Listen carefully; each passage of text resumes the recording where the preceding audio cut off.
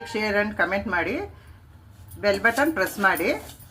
ಅರ್ಧ 1/4 kg ರವೆ ಇಟ್ಟಿದ್ದೀನಿ ಉಪ್ಪಿಟ್ಟು ಮಾಡೋದಕ್ಕೆ. ಈಗ ರವೆ ಹುರಿತಾ ಇದ್ದೀನಿ. ಉಪ್ಪಿಟ್ಟಿಗೆ ಒಗ್ಗರಣೆಗೆ ಇಟ್ಟಿದ್ದೀನಿ. ಅದಕ್ಕೆ ಎಣ್ಣೆ ಹಾಕಿದ್ದೀನಿ. ಮೊದಲಿಗೆ ಸ್ವಲ್ಪ ಸಾಸಿವೆ, ಜೀರಿಗೆ, ಇದಾಗಿದೆ.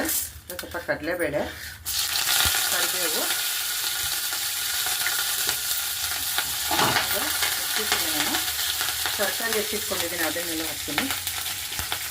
ಮತ್ತು ಒಣಮೆಣಸಿನ್ಕಾಯಿ, ಈರುಳ್ಳಿ, ಮೊದಲಿಗೆ ಸ್ವಲ್ಪ ಕ್ಯಾಪ್ಸಿಕಮ್ಮು, ಸ್ವಲ್ಪ ಬೀನ್ಸು, ಸ್ವಲ್ಪ ಕ್ಯಾರೆಟು, ಸ್ವಲ್ಪ ಬದನೆಕಾಯಿ ಇಟ್ಕೊಂಡಿದ್ದೀನಿ, ಸ್ವಲ್ಪ ಟೊಮೆಟೊ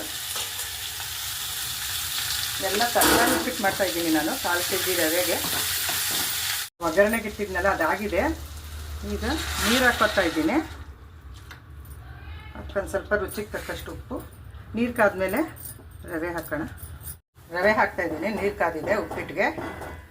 ಮೆಜರ್ಮೆಂಟು, ಈ ಮೆಜರ್ಮೆಂಟ್ ಕಪ್ಪಲ್ಲಿ 1 ಕಪ್ ರವೆಗೆ 3 ಕಪ್ ನೀರು ಹಾಕಬೇಕು. ಇದನ್ನು ಒಂದು 2 ನಿಮಿಷ ಮುಚ್ಚಿ ಬೇಯಬೇಕು.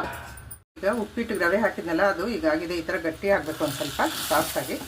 ಕೊತ್ತಂಬರಿ ಹಾಕಿ ತಿರುಗಿಬಿಟ್ಟು ಆಯಿತು ಉಪ್ಪಿಟ್ಟು.